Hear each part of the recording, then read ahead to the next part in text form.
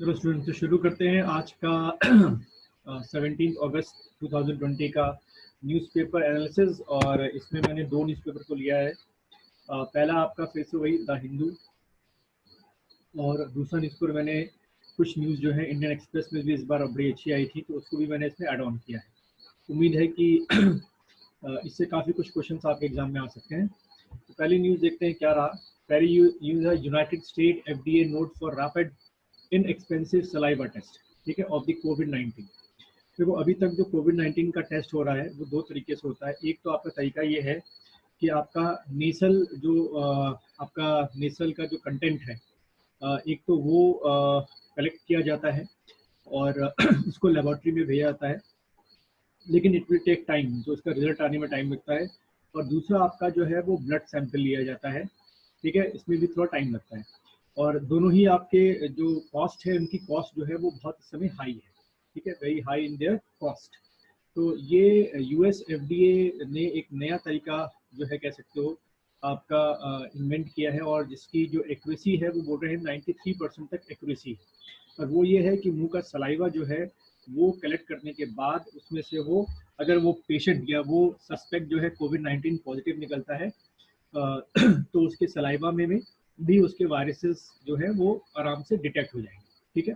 अब यहाँ से हमारे लिए क्वेश्चन क्या बन सकता है।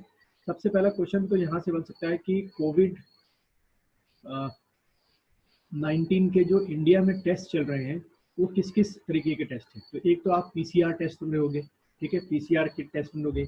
एक आपका एंटीबॉडी टेस्ट सुन रहे होगे, ठीक है। तो इनको दोनों को जरा प्रिपेयर कर लेना। साइंस एंड टेक्नोलॉजी वाले पार्ट से इससे मुझे लगता है कि आ सकता है PCR टेक्नोलॉजी, उससे क्वेश्चन बन सकते हैं, और एंटीबॉडी टेक्नोलॉजी मैंने पिछले लेक्चर्स में भी बनाए हैं, जो मेरी साइंस एंड टेक्नोलॉजी की आपकी वीडियोज हैं उसमें मैंने बनाया। खैर, तो इससे एक फ़ायदा ये होगा कि जितना ज़्यादा हम टेस्ट करेंगे उतने ज़्यादा केसेस अगर सामने आए तो उनको डिटेक्ट करने के बाद उनको सेपरेट कर सकते हैं हम लोग, ठीक है। खैर, आगे बढ़ते हैं हम लोग। अगला ये रहा government prepares economic activity heat map.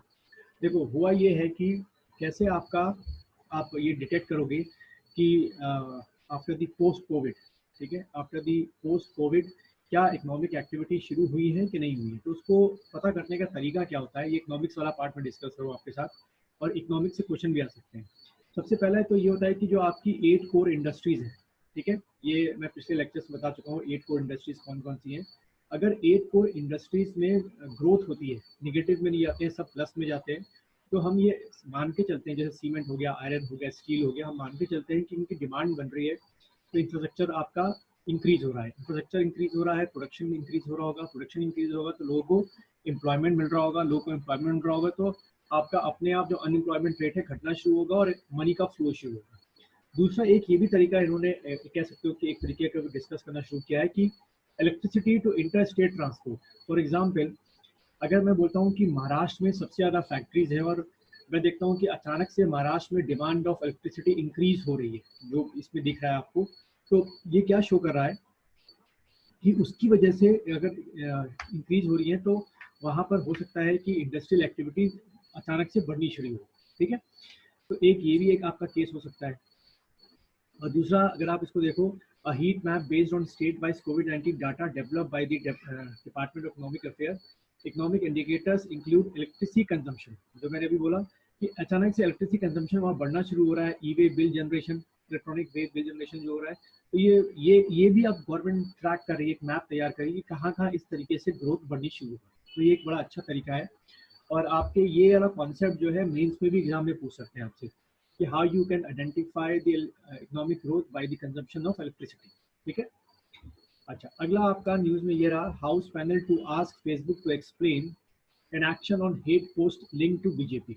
असल में कांग्रेस पार्टी ने स्पेशली फेसबुक को कल्प्रिट बनाया है, ये कहते हुए कि फेसबुक में कई आपके ऐसे अकाउंट्स हैं जो कि बीजेपी के जो फॉलोअर्स हैं वो हैंडल करते हैं, और ख़ास तौर पे वो ऐसे पोस्ट को अपलोड करते हैं जिससे कम्युनल हार्मनी और कम्युनल राइट्स होने के पूरे चांसेस हैं। जबकि फेसबुक के अंदर ये खुद फेसबुक कह चुका है कि हम ऐसे पोस्टों को डिलीट करेंगे जो किसी भी तरीके की लॉ एंड ऑर्डर या पब्लिक हार्मनी को बिगाड़ने की कोशिश कर रहे हैं। तो यहाँ पे कांग्रेस ने वही लगाया है, एलिगेशन लगाया है फेसबुक पर you are not taking a proper action against these post. अब यहाँ से हमारे मतलब की चीज़ क्या मिल रही है, हमें प्रीलिम्स और मेंस के लिए मिल रहा है आर्टिकल 19A, ठीक है, राइट ऑफ एक्सप्रेशन। फेसबुक में जो चीज़ें आप पोस्ट करते हो, जो कमेंट्स आप लिखते हो, you will get a freedom under the article 19A, right of expression, ठीक है। तो एक्सप्रेशन में लिबर्टी आपकी आती है। पर इसी में कहते हैं कि जो मैंने आपको पढ़ाया भी था इकोनॉमिक्स की क्लासेस में, सॉरी पॉलिटी की क्लासेस में, कि राइट ऑफ एक्सप्रेशन वहीं तक आपको मिलेगा जहां तक आप दूसरे की जो इंटीग्रिटी है, जो डिग्निटी है, उसको हर्ट नहीं करती। तो देखो ये 19A इस बार मुझे लगता है किसी न किसी फॉर्म में आ सकता है। अगला देखते हैं, Bengal governor Raj Bhavan under surveillance, document getting leak. तो ये बहुत पुराना आपका है कि वेस्ट बंगाल की सीएम यानी कि ममता बनर्जी वर्सेस गवर्नर के बीच में बहुत पुरानी जो है वो लड़ाई चल रही है, ठीक है। लड़ाई सेंस मतलब फाइटिंग किस सेंस को लेकर, in the sense of the dominancy, in the sense of the administration, in the sense of the law and order. तो यहाँ से जो एक क्वेश्चन पॉलिटी वाला बन सकता है वो है गवर्नर को लेकर, क्योंकि गवर्नर की पोस्ट जो है, अगर आप बुक्स में इसके नोट्स पढ़े या जो मैंने आपको नोट्स पढ़ाए थे, तो मैंने बोला था governor is a link between the centre and state government, governor is a representative of president, but governor does not comes under the president. वो एक फ्री, एक कहते हो एक फ्री तरीके की पोजीशन है और इक्वल पोजीशन होनी चाहिए। और जो एग्जैक्ट गवर्नर का फंक्शन है वो ये है कि he just want to look after, he just in the state look after the कि the state government should working according to the constitution, बस उसका ये देखने का काम है। The governor did not have any type of right to interfere in the working of the state government. जो अभी के वहाँ के गवर्नर हैं जगदीप धनकर, उन पर ये एलिगेशन बाय द सीएम जो ममता बनर्जी है कि he try to interfere in the administration of the state government. और दूसरा जो एलिगेशन लग रहा है कि governor forwarding a false report about the west Bengal to the president and try to implement the president rule in the west Bengal, क्योंकि हम सबको पता है कि आने वाले समय में अभी वेस्ट बंगाल में क्या है, आपके इलेक्शन। खैर, तो हमारे लिए इम्पोर्टेंट ये है कि पॉलिटी के पॉइंट ऑफ व्यू से मुझे लगता है कि गवर्नर की जो भी आपकी एडमिनिस्ट्रेटिव पावर है, लेजिस्लेटिव पावर है, एग्जीक्यूटिव पावर है और आपका जुडिशियल पावर है, पार्डिंग पावर है, वो सारा इस बार रिवाइज करके जाना, क्योंकि गवर्नर कई जगह डिस्प्यूट हुए इस बार, तो गवर्नर से क्वेश्चन आने के चांसेस ज़्यादा है। अगला आपका ये रहा, in less than 5 month NREGA demand at all time high, national या मनरेगा, Mahatma Gandhi national rural employment guarantee act, ठीक है। तो कहाँ एक टाइम पे पीएम मोदी ने पार्लियामेंट के अंदर मनरेगा के लिए ये वर्ड यूज किए थे कि it is a biggest mistake of the Congress government. और आज मनरेगा जो है सबसे ज़्यादा एम्प्लॉयमेंट प्रोवाइड करा रहा है उन वर्कर्स के लिए या उन माइग्रेटरी वर्कर्स के लिए जो कोविड-19 के कॉन्सिक्वेंस में लॉकडाउन हुआ। लॉकडाउन के बाद बहुत बड़ी तादाद में ये गुजरात से, राजस्थान से, महाराष्ट्र से अपना काम, जो फैक्ट्रीज में काम किया करते थे वहाँ से या डेली वेज पे वर्किंग किया करते थे, छोड़ के वापस झारखंड, छत्तीसगढ़, यूपी, बिहार के गाँव में आए। और विलेजेस में आने में सबसे ज़्यादा जो एम्प्लॉयमेंट का रोल रहा वो मनरेगा का। तो दोबारा से मैं कहूँगा मनरेगा का इस बार पढ़ के जाना। सबसे पहले सबको बताइए कि 100 डेज का वर्क होता है, एक बार वो देख लेना कि इसमें डेली वेजेस जो है वो हर स्टेट में चेंज होते रहते हैं। प्लस मनरेगा में इस बार के लिए 2021 में कितना बजट एलोकेट किया गया था मनरेगा के लिए, ठीक है। तो मनरेगा एक फ्लैगशिप प्रोग्राम जो जहाँ according to the BJP government वो उनको एक नेगेटिव लग रहा था, वही सरप्लस आपका बन गया है।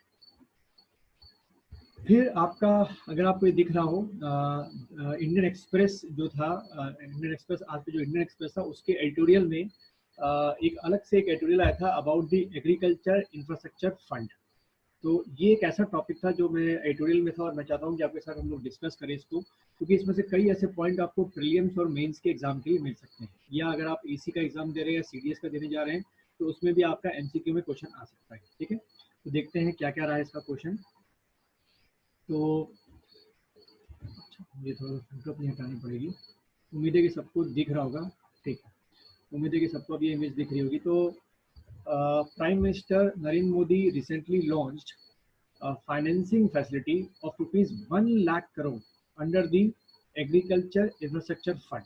तो देखो पहला अगर क्वेश्चन आएगा एमसीक्यू में कि under the agriculture infrastructure fund कितना पैसा एलोकेट किया गया, तो आप टिक करके आएंगे 1 लाख करोड़।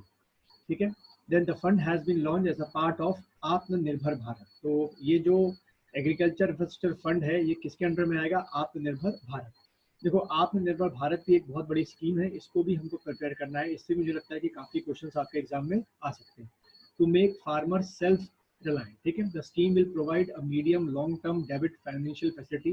देखो फार्मर्स के पास अभी प्रोविजन क्या होता है, तो अगर डिस्कस करें कि फार्मर्स जो है सबसे ज़्यादा जो पैसे उधार लेते हैं, क्रेडिट ले जो लेते हैं, ठीक है, वो किससे लेते हैं? आपके लोकल जो आपके वो होते हैं क्या लोकल सब जो लोकल मनी सप्लायर्स होते हैं, यानी कि प्राइवेट सेक्टर के लोग, मनी लैंडर्स जिसको हम लोग बोलते हैं, जो टेक्निकल भाषा होगी वो क्या होगी? Money lenders. They are numerous money lenders in the villages और रिमोट एरियाज, पर उनका जो रेट ऑफ इंटरेस्ट होता है वो बहुत ज़्यादा हाई होता है। सेकंड आपका जो फार्मर्स के लिए आपका है सोर्स ऑफ इनकम या लोन का, वो है ग्रामीण banks, but they are not looking very efficient to give loan to these farmers. ठीक है। और अगर हम देखें कि थर्ड जो अब इसमें गवर्नमेंट कोशिश कर रही है कि फार्मर्स को मीडियम से लेकर लॉन्ग टर्म जो है फाइनेंसिंग फैसिलिटी मिली for investment in projects for post harvest management. तो ध्यान रखना under the agriculture infrastructure fund खास तौर पर जो पोस्ट हार्वेस्ट मैनेजमेंट होता है, यानी फसल कटने के बाद उसका रख रखाव हो गया, उसका ट्रांसपोर्टेशन हो गया, वो सब के लिए जो फंड चाहिए होता है वो इसमें काफ़ी कुछ मिलेगा। ठीक है। देन अगर देखें अगली स्लाइड में जो आपको दिख रही होगी कि ये जो स्कीम है ये आपकी 10 ईयर्स के लिए फंड दिया गया है, और under the scheme 1 lakh crore खरीद हम शुरू पढ़ चुके हैं, फाइनेंशियल इंस्टीट्यूशन यही पढ़ चुके हैं।